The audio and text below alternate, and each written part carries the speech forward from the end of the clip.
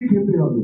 সামনে CPM TPM পরোয়া করিনি আমরা, এক ধার থেকে চিপিয়ে দিয়েছি। আর দক্ষিণ চব্বিশ পরগনার বিজেপি বলে কিছু পরোয়া করা যাবে না, চিপিয়ে খেতে হবে।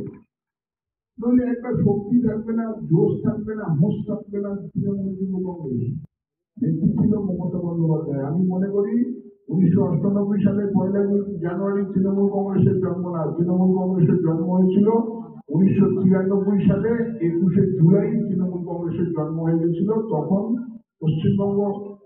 পশ্চিমবঙ্গ যুব কংগ্রেসের সভাপতি ছিল আমাদের মমতা দিদি তখন সভাপতি যুব কংগ্রেসের। দিদির একটা রাজনৈতিক আন্দোলন ছিল, সারা জায়গায় তখন ভোট হলে সমস্ত বুথে যে একজনের ভোট আরেকজন মেরে নিয়ে চলে যেত।